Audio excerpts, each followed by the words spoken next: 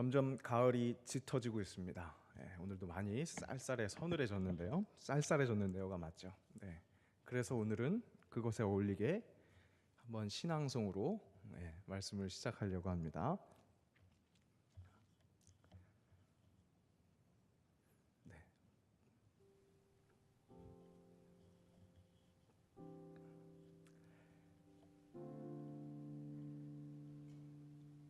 말을 위한 기도 이혜인. 내가 이 세상에 태어나 수없이 뿌려놓은 말의 씨들이 어디서 어떻게 열매를 맺었을까 조용히 헤아려 볼 때가 있습니다. 무심코 뿌린 말의 씨라도 그 어디선가 뿌리를 내렸을지 모른다고 생각하면 왠지 두렵습니다. 더러는 허공으로 사라지고 더러는 다른 이의 가슴 속에서 좋은 열매를 또는 언짢은 열매를 맺기도 했을 언어의 나무. 주여, 내가 지닌 언어의 나무에도 멀고 가까운 이웃들이 주고 간 크고 작은 말의 열매들이 주렁주렁 달려 있습니다. 둥근 것, 모난 것, 밝은 것, 어두운 것, 향기로운 것, 반짝이는 것. 그 주인의 얼굴은 잊었어도 말은 죽지 않고 살아서 나와 함께 머뭅니다. 살아있는 동안 내가 할 말은 참 많은 것도 같고 적은 것도 같고, 그러나 말이 없이는 단 하루도 살 수 없는 세상살이, 매일매일 돌처럼 차고 단단한 결심을 해도 슬기로운 말의 주인이 되기는 얼마나 어려운지, 날마다 내가 말을 하고 살도록 허락하신 주여, 하나의 말을 잘 탄생시키기 위하여 먼저 잘 침묵하는 지혜를 깨치게 하소서. 해프지 않으면서 풍부하고 경박하지 않으면서 품이 있는 한마디의 말을 위해 때로는 진통 겪는 어둠의 순간을 이겨내게 하소서. 참으로 아름다운 언어의 집을 짓기 위해 언제나 기도하는 마음으로, 돌을 닦는 마음으로 말을 하게 하소서. 언제나 진실하고 언제나 때에 맞고 언제나 책임 있는 말을 갈고 닦게 하소서. 내가 이웃에게 말을 할 때에는 하찮은 농담이라도 함부로 짓거리지 않게 도와주시오. 좀 더 겸허하고 좀 더 인내롭고 좀 더 분별 있는 사랑의 말을 하게 하소서. 내가 어려서부터 말로 저지른 모든 잘못, 특히 사랑을 거스른 비방과 오해의 말들을 경솔한 속단과 편견과 위선의 말들을 주여 용서하소서.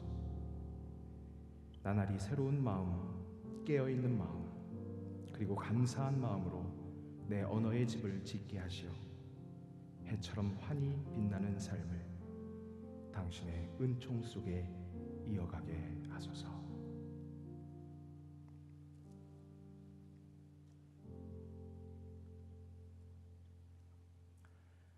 말하기에 대한 가르침은 세상에도 참 많습니다. 우리 사회가 소통, 이 소통이라는 키워드에 집중한 것도 이제 꽤 시간이 흘렀습니다. 말하기, 듣기, 소통. 예능인 유재석 씨 아실 겁니다.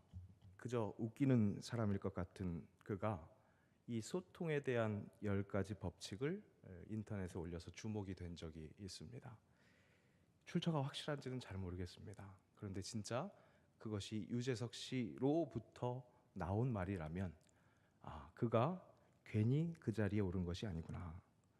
웃기는 말을 주로 하지만 말하는 것에 대한 통찰이 대단하기 때문에 계속 저렇게 말하기로 왕성하게 활동한다는 것, 그것을 알 수 있었습니다. 한번 말씀을 드려보겠습니다. 첫째, 앞에서 할 수 없는 말은 뒤에서도 하지 마라. 뒷말이 가장 나쁘다. 둘째, 말을 독점하면 적이 많아진다. 적게 말하고 많이 들어라. 들을수록 내 편이 많아진다. 목소리의 톤이 높아질수록 뜻은 왜곡된다. 흥분하지 마라. 낮은 목소리가 힘이 있다. 귀를 훔치지 말고 가슴을 흔드는 말을 해라. 듣기 좋은 소리보다 마음에 남는 말을 해라. 내가 하고 싶어 하는 말보다 상대방이 듣고 싶은 말을 해라. 하기 쉬운 말보다 알아듣기 쉽게 이야기해라. 칭찬에 발이 달렸다면 험담에는 날개가 달려있다. 나의 말은 반드시 전달된다. 허물은 덮어주고 칭찬은 자주 해라. 뻔한 이야기보단 펀한 이야기를 해라. 디즈니만큼 재미나게 해라. 말을 혀로만 하지 말고 눈과 표정으로 말해라. 비언어적 요소가 언어적 요소보다 더 힘이 있다. 입술의 30초가 마음의 30년이 된다. 나의 말 한마디가 누군가의 인생을 바꾸어 놓을 수도 있다. 혀를 다스리는 건 나이지만 내뱉어진 말은 나를 다스린다. 함부로 말하지 말고 한 번 말한 것은 책임을 져라. 가만히 들여다보면 말하기에 조심을 기하라, 그런 이야기와 또 그런 말하기보다 듣기에 집중하라, 그렇게 정리할 수 있을 것 같습니다. 그렇습니다. 말하기보다 듣기에 집중하는 것이 좋을 듯합니다. 우리 하나님 말씀 성경에서도 말하기에 대한 충고는 쉽게 찾아볼 수 있습니다. 잠언에서는 말이 많으면 허물을 면키 어려우나 그 입을 제어하는 자는 지혜가 있느니라. 10장 19절 그렇게 말씀합니다. 21장 23절에서는 입과 혀를 지키는 자는 그 영혼을 환난에서 보전하느니라. 이렇게 말씀합니다. 또 욥기에서는 너무나 좋은 말이었지만 100번 맞는 이야기였지만 이 환난을 당한 친구의 마음을 더욱더 아프게 하는, 그렇게 후벼파는 그 친구들의 말에 욥이 이렇게 이야기합니다. 너희가 참으로 잠잠하면 그것이 너희의 지혜일 것이니라. 또 믿음의 실천을 강조한 이 야고보서에서는 언행, 이 언어의 실천에 이런 충고를 가합니다. 혀는 곧 불이요 불의의 세계라.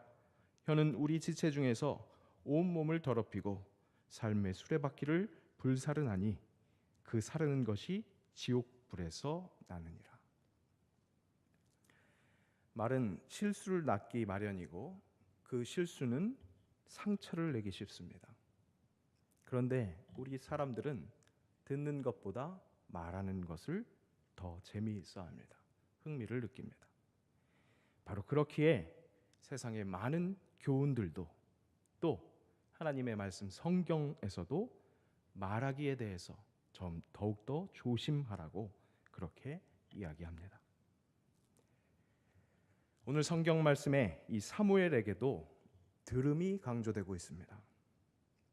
사무엘은 정말로 어렵게 얻은 귀한 아들이었습니다.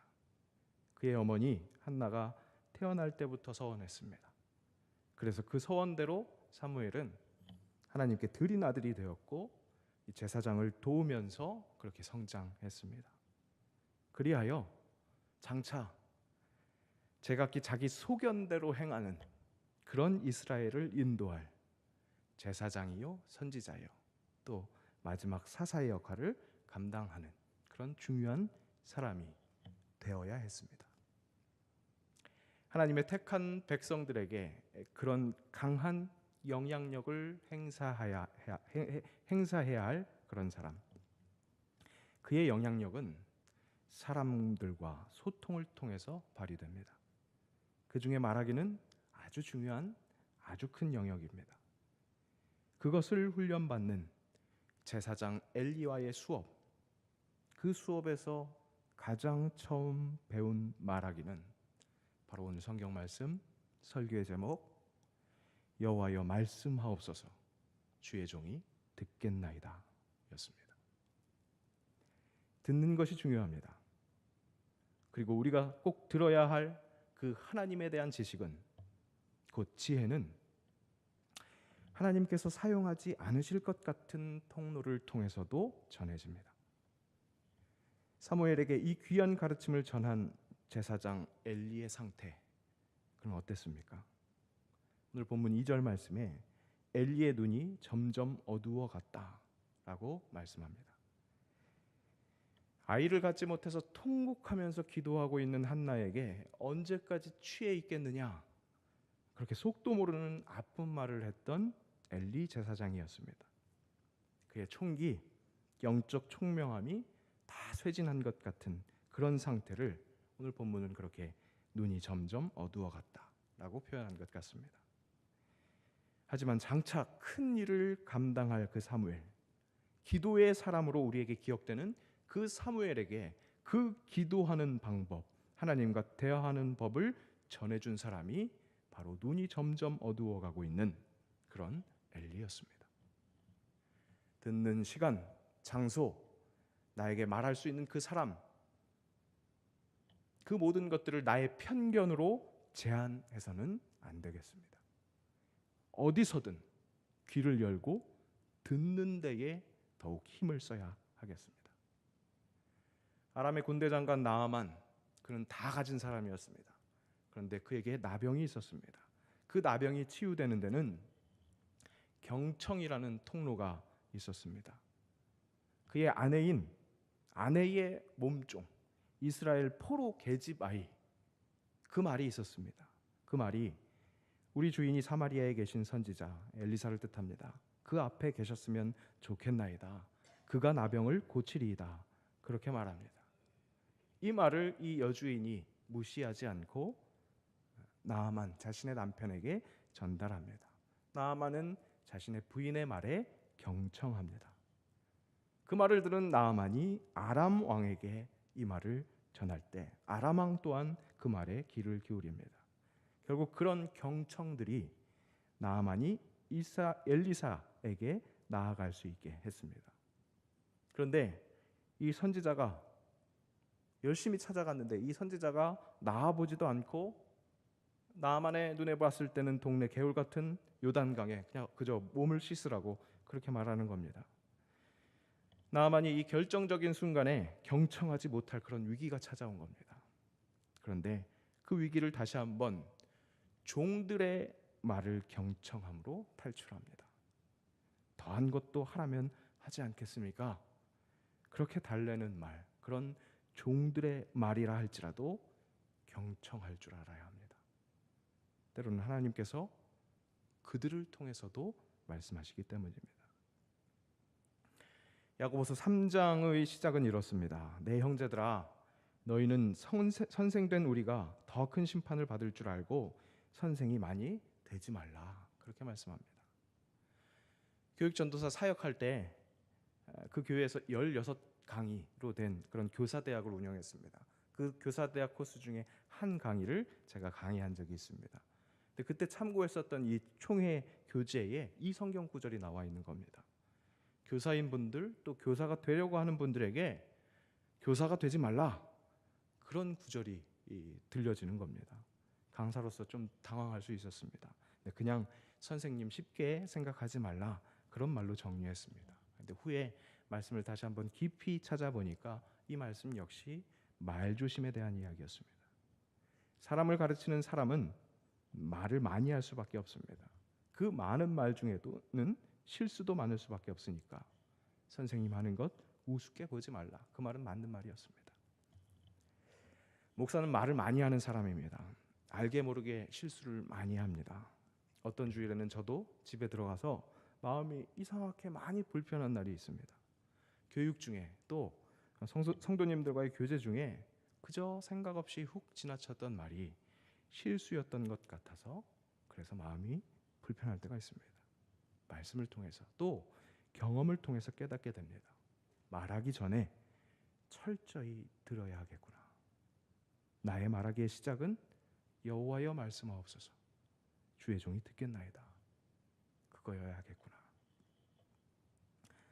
목사만 교사입니까? 목사만 전도자입니까? 그리스도의 은혜로 영생함을 얻게 된, 상한 갈 때 꺾지 않으시고 꺼져가는 등불도 끄지 않으시는, 그래서 날 위해서, 그런 나를 위해서 죽으시고 다시 사신, 그리고 다시 오실 그 예수 그리스도, 그분의 은혜를 입은 우리 모두가 그분의 그 큰 은혜, 그 큰 사랑을 전해야 하는, 선한 영향력을 끼쳐야 하는 교사이고 전도자입니다. 그 전도자는 생각나는 대로 말하는 것이 아니라 아까 들었었던 이예인의 시처럼 하나의 말을 탄생시키기 위하여 먼저 잘 침묵하는 지혜를 깨치는 사람이어야 합니다. 그러니 우리가 내뱉어야 할 첫 말은 여호와여 말씀하옵소서, 주의 종이 듣겠나이다, 그것입니다. 우리의 기도는 어떻습니까? 세상 살면서 다른 사람들과 소통하는 그런 방법과 다르지 않게 듣는 것보다 너무나 많은 말을 소진하고 있는 것은 아닐까요? 말을 낭비하고 있는 것은 아닐까요? 간구만을 늘어놓고 구구절절 토해내야만 내 성이 차니까, 그래야 막힌 속이 뚫리니까 기도의 시간을 그렇게 채우고만 있는 것은 아닌지, 주시옵소서, 주시옵소서, 그런 기도의 자세를 지적하는 말씀을, 설교 말씀을 하시는 목사님께서 말씀을 마치시면서 이렇게 기도하십니다. 주님께서 원하시는 아름다운 기도의 자의 모습을 주시옵소서. 그렇게 토해내는 것, 내 뜻만을 간구해내는 것이 그런 습관이 기도인 줄 착각하고 있는 것은 아닐까요? 물론 우리의 기도 중에 왜? 라는, 그렇게 묻는, 탄식하면서 간구하는 것이 필요합니다. 시편 109편은 자신의 원수에게 보복해달라는 그런 간구를 하는 기도도 있습니다. 우리의 삶에 그런 기도도 있을 법합니다. 하나님께서는 그런 기도를 옳다고 여기시지는 않겠지만 우리의 그런 기도조차도 들어주시는 분이 우리 하나님이십니다. 하지만 그러니까 그런 기도만 하면, 그러면 안 됩니다. 모든 것이 의인이 믿음으로 살기 위한 그런 하나의 과정이 되어야 할 것입니다. 우리의 기도는 좌로나 우로나 치우치지 않아야 합니다. 그러니 열심히 울부짖어 간구하는 그런 때가 있다면 때로는 철저히 듣기가 필요합니다. 나의 믿음 없음을 도우소서. 그렇게 고백하고 잠잠히 주의 음성을 기다리는 것, 그것 또한 기도자에게 꼭 필요한 기도입니다. 그런 의미에서 침묵은 하나님의 음성을 듣는 좋은 통로가 됩니다. 시편에는 주로 두 가지의 기도의 형태가 나타납니다. 하나는 탄식하고 도와달라는 호소, 정말로 목을 놓아 간구하는, 그 중에는 아까 말씀드렸었던 109편처럼 저 사람을 보복해 주십시오, 그런 간구도 있습니다. 또 다른 하나는 하나님에 대한 감사와 찬양, 그런 것이 있습니다. 그런데 무엇을 요청하지도 않고 하나님을 드러나게 찬양하지도 않는 세 번째 기도 형태도 있습니다. 시편 131편의 형태가 그렇습니다. 실로 내가 내 영혼으로 고요하고 평온하게 지금부터 영원까지 여호와를 바랄지어다. 하나님께서 우리에게 기도의 제목들을 허락하실 때 때로는 탄식하고 부르짖으라, 그렇게 말씀하실 때도 있습니다. 하지만 목 놓아 우는 모습이 갈릴리 큰 광풍 앞에서 호들갑이었던 그 제자들의 모습인 것은 아닌지 돌아봐야 합니다. 어찌하여 이렇게 무서워하느냐, 너희가 어찌 믿음이 없느냐, 그런 핀잔을 들을 수도 있습니다. 당장의 풍랑이 나의 생명을 위협할 수 있습니다. 그 풍랑이 결코 우습게 여길 만한 것이라고 그렇게 과소평가하는 것이 절대 아닙니다. 그것은 확실히 우리를 위협하는 것입니다. 당황할 수밖에 없고 소리치며 말할 수밖에 없는 상황일 수 있습니다. 하지만 이 또한 임마누엘 하나님께서 허락하신 과정입니다. 오히려 조용히 그분의 말씀을 들어야 하는 시기일 수도 있습니다. 침묵하는 기도, 그것이 절대 성의 없는 기도가 아니라는 것을 경험한 적이 있습니다. 떼제 기도를 경험해 보신 분들이 있을 겁니다. 우리 교회에서도 한때 이렇게 같이 했었던 것으로 아는데요. 프랑스 떼제 지방에 가면 떼제 수도원이라는 초교파 수도원이 있습니다. 수도원이라고 하면 천주교 그런 시설일 것 같은데 그런 막연한 느낌이 있을 수 있는데, 이는 개신교 출신 수사로부터 시작된 수도원, 초교파 수도원입니다. 그리고 요즘에는 세계의 많은 젊은이들이 함께 기도하는 곳으로 각광받고 있는 곳입니다. 저도 그곳에서 기도했던 기억이 아름답게 남아 있어서 지난 교회에서 한번 중고등부 수련회 때 이 떼제 기도회 형식으로 기도회를 진행해 본 적이 있습니다. 형식은 이렇습니다. 아주 단순한 찬양, 그것을 반복해서 찬양합니다. 그리고 낭독되는 성경 말씀을 듣습니다. 그리고 깊은 묵상의 시간을 갖습니다. 침묵합니다. 떼제 수도원에서 연출되는 그 분위기를 충분히 연출하지는 못했지만 그런 방식으로 기도회를 진행했습니다. 기도회가 마무리되고 한 교사 집사님께서 저에게 다가오셨습니다. 그 모습은 땀으로 흠뻑 젖은 모습이었습니다. 그리고 고백하시는 겁니다. 전사님, 기도가 왜 이렇게 힘들까요?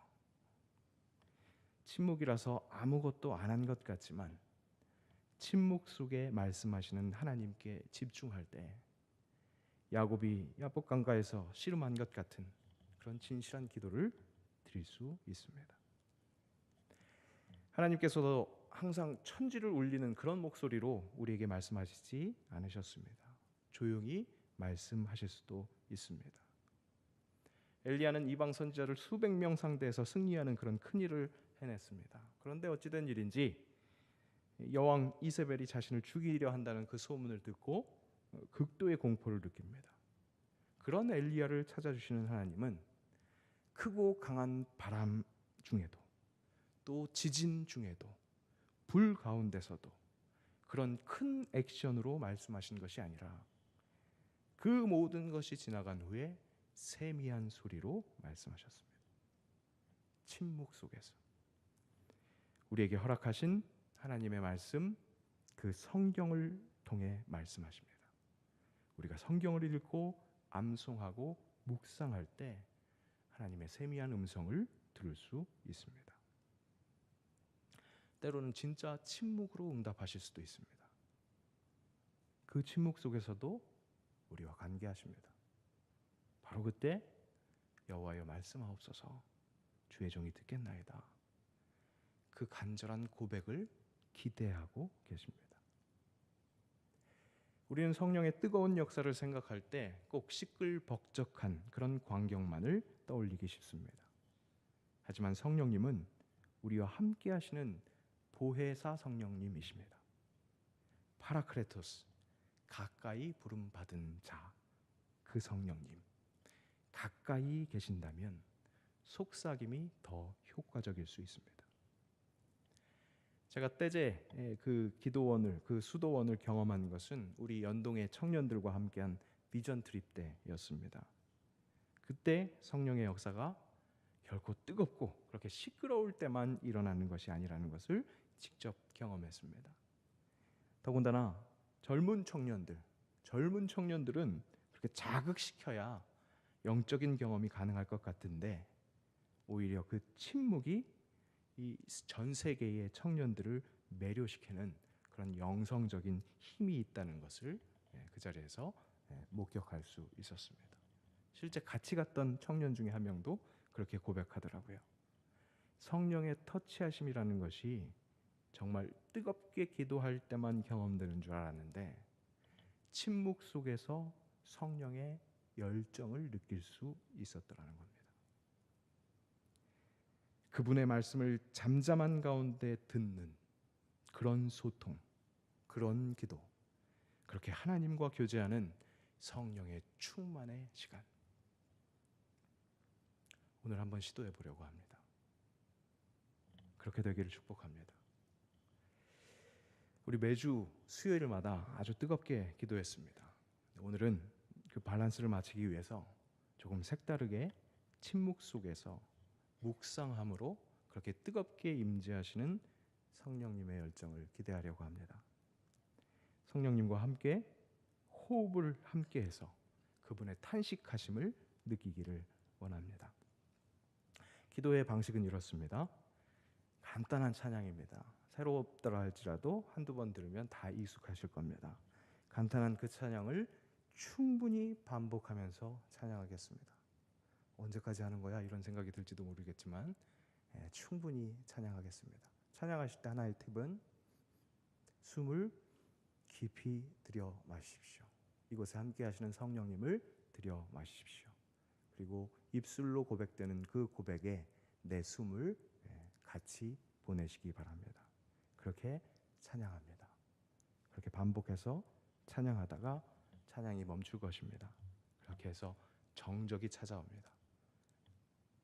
아무런 소리가 들리지 않을 때 제가 시편 말씀을 낭독합니다. 말씀을 경청하시고 침묵으로 기도하시기 바랍니다. 그 침묵으로 기도하는 시간을 충분히 드립니다. 그러다가 역시 같은 찬양이 시작되면 역시 찬양 속에 임재하신 하나님을 다시 한번 영화롭게 찬양하십니다. 같은 순서로 찬양이 멈추고 또 시편 말씀에 귀 기울이십시오.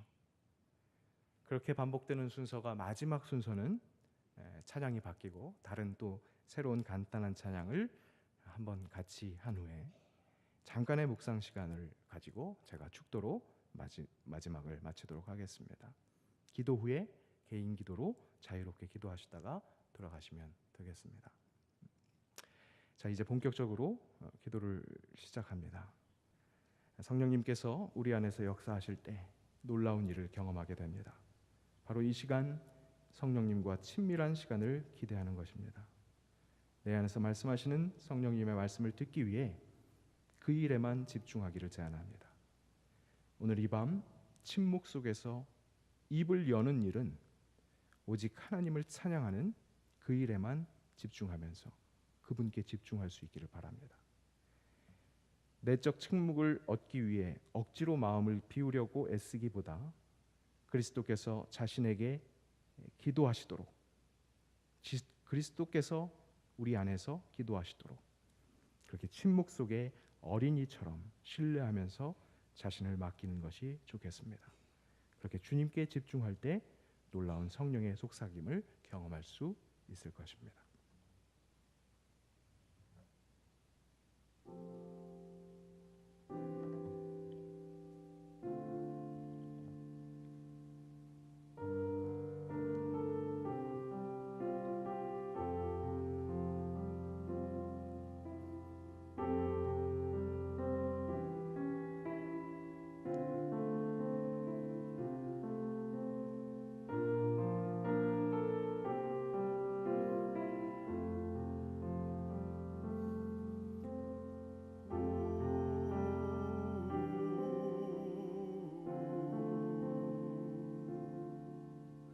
주를 찬양하나이다.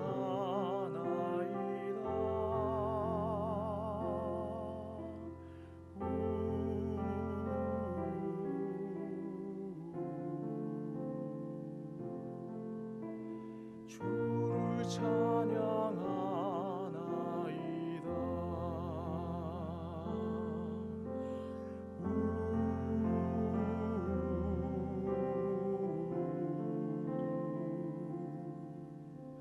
주를 찬양하나이다.